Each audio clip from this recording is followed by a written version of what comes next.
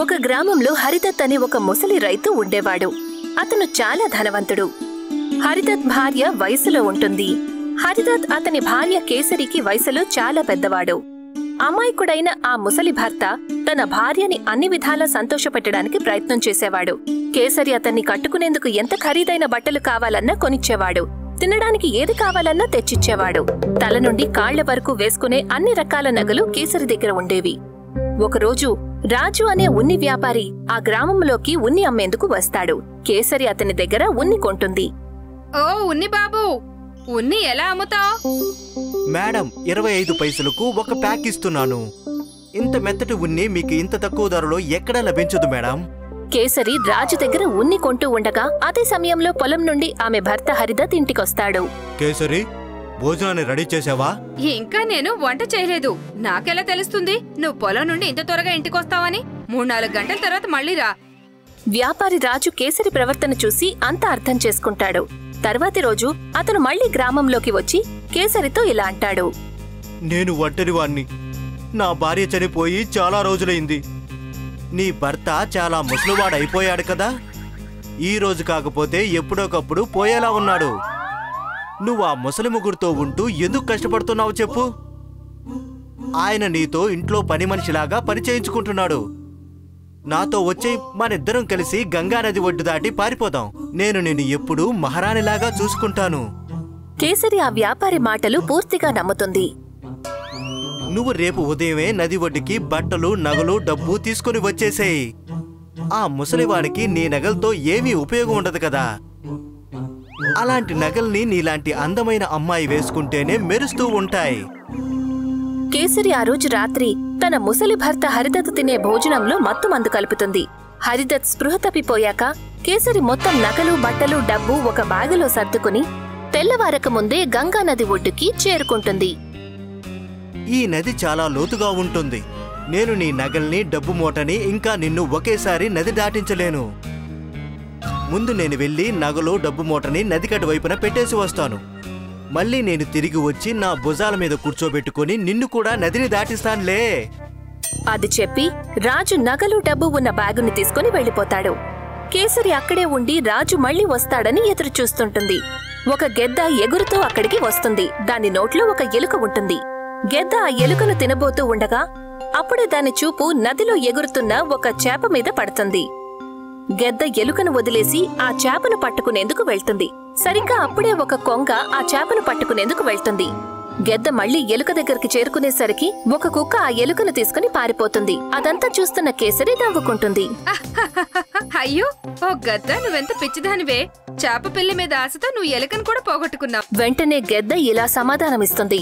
నాకన్నా నువ్వు ఇంకా పిచ్చిదానివి. ఏ వ్యాపారి కోసమైతే నువ్వు ఎదురు చూస్తున్నావో వాడు ఒక పెద్ద మోసగాడు. వాడు నీ నగలు, డబ్బు తీసుకుని పారిపోయాడిక్కడి నుండి. ఇక మళ్ళీ వాడు ఎప్పుడూ తిరిగి రాడు. ఇప్పుడు నువ్వు నీ ముసలి భర్త దగ్గరికి కూడా మళ్ళీ వెళ్ళలేవు. నీ గురించి నీ భర్తకు మొత్తం తెలిసిపోయి ఉంటుంది. ఊరందరికీ నువ్వు లేచిపోయావన్న విషయం కూడా తెలిసిపోయి ఉంటుంది. అప్పుడు కేసరి తన గుండెలు బాదుకుంటూ ఏడుస్తుంది. కాసేపయ్యాక ఒక దొంగల ముఠ అదే దారిలో వెళ్తూ కేసరిని కూడా తమతో తీసుకువెళ్తారు. ఆ దొంగలు కేసరిని 10 రూపాయలకు ఎవరికో అమ్మేస్తారు. ఇప్పుడు కేసరి పని మనిషిలాగా కట్టుకునేందుకు మాసిపోయిన, చిరిగిపోయిన బట్టలు వేసుకునేది. ఈ కథ వల్ల ఏం తెలుస్తుందంటే మనం ఎవరినైనా మోసం చేస్తే మనల్ని కూడా ఇంకెవరో మోసం చేస్తారు అని. బాబూలాల్ ఉద్యోగం కోసం వెతుకుతూ ఊరి నుండి ముంబై నగరానికి వెళ్తాడు. అతను ఉద్యోగం కోసం చాలా తిరుగుతాడు. కాని అతనికి ఎక్కడా కూడా ఉద్యోగం దొరకలేదు. ఇక రోజంతా ఎండలో తిరిగిన కారణంగా అతని ఆరోగ్యం పాడవుతుంది. ముంబైకి వస్తే ఏదైనా పని దొరుకుతుందనుకున్నాను, కానీ ఇక్కడికి రాగానే నా ఆరోగ్యం పాడైపోయింది. బహుశా ఈ ఊరి గాలి నాకు సూట్ అవ్వలేదేమో. ఇప్పుడు డాక్టర్ దగ్గరికి వెళ్లాల్సిందే. బాబూలాల్ డాక్టర్ దగ్గరికి వెళ్తాడు. అక్కడికి వెళ్లి చూసేసరికి అక్కడ చాలా రద్దీగా ఉంటుంది. అడిగితే తెలుస్తుంది అందరూ కూడా బయట భోజనం చెయ్యడం వల్ల అనారోగ్యం పాలయ్యారు అని. అది చూసి బాబూలాల్ మనసులో ఒక ఆలోచన వస్తుంది. అయితే ఇదన్నమాట విషయం. నేను వీళ్ళందరికీ భోజనం తయారు చేసేస్తే దాంతో నాకు పని దొరుకుతుంది, వీళ్ళకి భోజనం దొరుకుతుంది. బాబూలాల్ డాక్టర్ దగ్గర తన కోసం మందులు తీసుకుంటాడు. తన ఇంటికి వెళ్లి టిఫిన్ ని తయారు చేయడం మొదలు పెడతాడు. అన్నిటికంటే ముందు వెళ్లి అతను కిరాణా దుకాణం నుండి సరుకులను కొంటాడు. ఆ తర్వాత అతను గిన్నెల దుకాణానికి వెళ్లి బోలెడన్ని టిఫిన్ బాక్సులను కొంటాడు. ఇక వంట చేయటం మొదలు పెడతాడు. వంట బాగా చేస్తాను, అప్పుడే అందరికీ నా చేతి వంట నచ్చుతుంది. అలాగే శుభ్రత గురించి కూడా నేను శ్రద్ధ తీసుకోవాలి, అప్పుడే అందరూ ఆరోగ్యంగా ఉంటారు. బాబూలాల్ శుభ్రతను దృష్టిలో పెట్టుకొని భోజనం వండుతాడు. అందరికీ ఇంటికి తీసుకువెళ్లి టిఫిన్లు ఇస్తాడు. అందరికీ అతని చేతి వంట చాలా నచ్చుతుంది. అందుకని తనకి మరింత మంది టిఫిన్లు తీసుకురమ్మని చెప్తారు. అరే వా, నేను ఎంత అనుకున్నానో దానికంటే ఈ పని చాలా బాగా నడుస్తుంది. ఇక నేను చాలా శ్రద్ధగా పనిచేయాలి, అప్పుడే ఎక్కువ మందికి నేను టిఫిన్ అందించగలను. బాబూలాల్ ఎంతో కష్టపడతాడు. అయినా సరే అతను ఎక్కువ మందికి టిఫిన్లను అందించలేకపోతాడు. ఎందుకంటే అతను ఒక్కడే అన్ని పనులు చెయ్యాలి. సరుకులు తీసుకురావడం, వంట చెయ్యడం, టిఫిన్లను అందరికీ అందించడం. అతను చూస్తాడు, చాలా మంది ఉదయాన్నే ఆఫీస్కి వెళ్లడానికి బస్టాండ్లో లైన్లో నిలబడతారు. వీళ్ళని చూస్తుంటే ఆఫీస్కి వెళ్లే హడావుల్లో సరిగ్గా టిఫిన్ చేయలేదనిపిస్తుంది. ఒకవేళ వీళ్ళకి బస్సులో వెళ్తుండగానే టిఫిన్ దొరికిందంటే అప్పుడు వీళ్ళు ఆఫీస్కి టైంకి వెళ్తారు, ఆకలితో కూడా ఉండరు. బాబూలాల్ ఒక బస్ రెస్టారెంట్ ని ఓపెన్ చెయ్యాలనుకుంటాడు. దానికోసం అతను ఊరి నుండి తన భార్యని అలాగే తమ్ముడిని పట్నానికి రమ్మంటాడు. టిఫిన్ సర్వీస్ నుంచి సంపాదించిన డబ్బులతో ఒక డబుల్ డక్కర్ బస్సుని కొంటాడు. ఇప్పుడు నా ఏరియాలో ఎవ్వరూ ఆకలితో ఉండరు. నేను అందరికీ టిఫిన్ పెట్టి ఆఫీస్కి పంపిస్తాను. ఇవాల్టి నుండే నేను పని మొదలు పెట్టేస్తాను. మంచి పనికి ఆలస్యం ఎందుకు? ఇక బాబూలాల్, అతని భార్య ఇంకా తమ్ముడు ముగ్గురు కలిసి బస్సులో రెస్టారెంట్ ని తయారు చేయడానికి ఏర్పాట్లు చేస్తారు. చూడు, నాకు బండి నడపడం వచ్చు, అందుకని నేను బస్సు నడుపుతాను.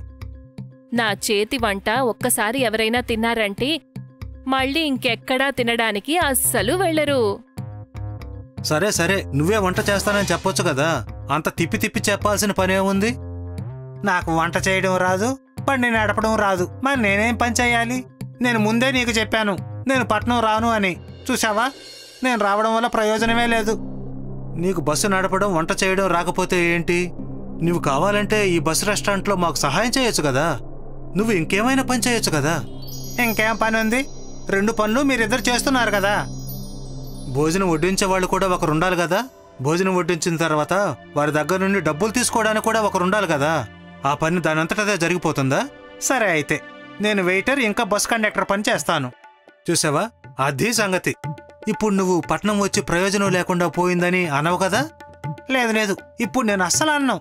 సరే, ఇవాళ ఒక డెమో చేద్దాం. కానీ ఇవాళ సండే కదా, ఇవాళ ఎవరు వెళ్తారు ఆఫీస్కి? ఇవాళ మనం బస్సులో అన్నిటినీ చక్కగా సెట్ చేసుకుందాం. రేపు మనకు ఉదయాన్నే ఎక్కువ ఇబ్బంది ఉండదు. నేనేమనుకుంటున్నానంటే రెస్టారెంట్ సెటప్ మొత్తం మనం పైన ఏర్పాటు చేసుకుందాం. ఎవరైతే భోజనం చేయాలో వాళ్ళు పైకి వస్తారు, తిన్న తర్వాత కిందకి వెళ్ళిపోతారు. దానివల్ల మిగతా యాత్రిలకు కూడా ఎటువంటి ఇబ్బంది ఉండదు. ఇది సరిగ్గా ఉంటుంది. కిచెన్ ఏర్పాటు మొత్తం పైనే చేసేసుకుందాము. అప్పుడు అన్నీ కూడా ఒకదానితో ఒకటి మిక్స్ అవ్వవు. ముగ్గురు కలిసి బస్సులో రెస్టారెంట్ పెట్టడానికి ఏర్పాట్లు చేసుకుంటారు. వాళ్ళు వాళ్ల గిన్నెలని ఇంకా కొన్ని కుర్చీలతో పాటు కొన్ని బెంచీలను కూడా బస్సులో పెడతారు. వాళ్ళు బస్సు పైభాగంలో అన్నిటినీ కూడా ఏర్పాటు చేస్తారు. సెటప్ చాలా బాగుంది కదా. ఇప్పుడు చూడండి, రేపు ఉదయం నుండి మన సర్వీసును మొదలు పెట్టేద్దాం. కానీ ముందుగా అందరికీ మన బస్ రెస్టారెంట్ గురించి తెలియాలి కదా. మనం ఒక పెద్ద బోర్డుని బస్సు ముందు తగిలించాలి. బాబూలాల్ దుకాణం నుండి ఒక పెద్ద బోర్డును తయారు చేయిస్తాడు. దానిమీద పెద్ద పెద్ద అక్షరాలతో బాబూ బస్ రెస్టారెంట్ అని రాసుంటుంది. వాళ్ళు ఆ బోర్డుని బస్సుకి ముందు తగిలిస్తారు. ఇక అందరూ తెల్లవారే వరకు ఎదురుచూస్తారు. తెల్లవారుతుంది, కానీ ఎవరూ కూడా వాళ్ల బస్సు రెస్టారెంట్లోకి ఎక్కరు. అది చూసి అందరూ నిరాశ చెందుతారు. ఇదేంటన్నయ్యా, మన బస్సులోకి ఎవరు ఎక్కలేదు. ఇప్పుడు ఏం చేయాలి? చేసేదేముంది, వెళ్ళి అందరినీ పిలవాల్సి ఉంటుంది. ఇక బాబూలాల్ ఇంకా శ్యామ్లాల్ ఇద్దరూ కలిసి తమ బస్ రెస్టారెంట్ గురించి అందరికీ చెప్పడం మొదలు పెడతారు. ఇలా చూడండి, ఇక్కడ రద్దీలో బస్సు కోసం ఎదురు చూసే కంటే మీరు మా బస్సులో ఎక్కండి. అక్కడ మేము మీకు టిఫిన్ పెడతాము, మిమ్మల్ని మీ ఆఫీసులో కూడా దించేస్తాము. అలాగా? అటువంటి బస్సు ఏముంది? టిఫిన్ పెట్టే బస్సు, బస్సు రెస్టారెంట్. మీరు వచ్చి చూడండి, మీకు అంతా తెలుస్తుంది. ఆ వ్యక్తి తనతో పాటు తన స్నేహితుల్ని కూడా తీసుకొని బాబులాల్ బస్ రెస్టారెంట్కి వస్తాడు. బాబులాల్ భార్య అందరికీ టిఫిన్ రెడీ చేస్తుంది. అది అందరికీ ఎంతగానో నచ్చుతుంది. ఈ ఏర్పాటు నిజంగా చాలా బాగుంది. ఆఫీస్కి వెళ్ళడం జరుగుతుంది, దాంతోపాటు టిఫిన్ చేయటం అయిపోతుంది. ఫెసిలిటీ అయితే బాగానే ఉంది. కానీ మా బస్సులోకి ఎవరు ఎందుకు రావడం లేదు? ఎందుకంటే మీ బస్సు రెస్టారెంట్ గురించి ఎవరికి తెలియదు కదా, అందుకే ఎవరూ రావడం లేదు. తెలిసిన తర్వాత అందరూ తప్పకుండా వస్తారు. ఇక మీరే చూడండి, మీరు నాకు చెప్పిన తర్వాతే కదా నాకు దీని గురించి తెలిసింది. నేను అంత పెద్ద బోర్డు పెట్టాను కదా, ఇంకా నా బస్సు రెస్టారెంట్ గురించి అందరికి ఎలా చెప్పాలి? బోర్డు అయితే పెట్టారు, కానీ దాన్ని ఎవరైనా చూడాలి అంటే బస్సు దగ్గరకు రావాలి కదా. అందరూ బస్సు దగ్గరకు రాకుండా కూడా మీ బస్సు రెస్టారెంట్ గురించి తెలిసేలా చేయండి, అప్పుడే అందరికీ తెలుస్తుంది. మీరు సరిగ్గా చెప్పారు. ఇక బాబులాల్ బోలెడన్ని పాంప్లెట్స్ ని ప్రింట్ చేయిస్తాడు. ఇక అన్ని చోట్లకి వెళ్లి అందరికీ పంచుతూ ఉంటాడు. అతను బస్టాండ్లో లైన్లో ఉన్న వాళ్లకు కూడా ఇస్తాడు. అంతేకాకుండా అతను ఇంటింటికి వెళ్లి అందరికీ పాంప్లెట్స్ ని పంచిపెడతాడు. దాంతో ఇప్పుడు అందరికీ కూడా అతని బస్ రెస్టారెంట్ గురించి తెలుస్తుంది. ఇక తన బస్ రెస్టారెంట్లో అందరూ లైన్లు కడతారు. అరే, కాస్త నెమ్మదిగా ఎక్కండి, బస్సు మిమ్మల్ని వదిలి ఎక్కడికి వెళ్ళదు. అందరూ క్షేమంగా ఎక్కండి. శ్యామ్లాల్ అందరికీ టికెట్లు ఇస్తాడు. ఆ తర్వాత టిఫిన్కి ఆర్డర్ తీసుకుంటాడు. బాబులాల్ భార్య వంట చేస్తుంది. మా నలుగురికి ఒక్కో ఆలు పరోటా చేయించండి. సరే మేడం, ఇప్పుడే తెప్పిస్తాను. చాలా మంది బస్సు పైభాగంలో తింటూ ఉంటారు. ఇక చాలా మంది కింద కూర్చొని ప్రయాణిస్తూ ఉంటారు. ఇదిగోండి మేడం, మీ పరోటాలు, ఇక మా రెస్టారెంట్కు సంబంధించిన స్పెషల్ పచ్చడి. థ్యాంక్ యూ అన్నా. సమయం గడుస్తున్న కొద్దీ బాబులాల్ బస్ రెస్టారెంట్లో జనాల రద్దీ పెరుగుతూ ఉంటుంది. ఇక అందరూ కూడా ఈ బస్ రెస్టారెంట్ గురించి తెలుసుకుంటారు. అందుకని అందరూ అందులో ప్రయాణించడానికి ఇష్టపడతారు. ఇక చూస్తూ ఉండగానే బాబులాల్ గురించి ఆ ఊర్లో అందరికీ తెలుస్తుంది. ఇక అతను చాలా డబ్బులు సంపాదించి అక్కడ ఒక అందమైన ఇల్లు కూడా కొంటాడు.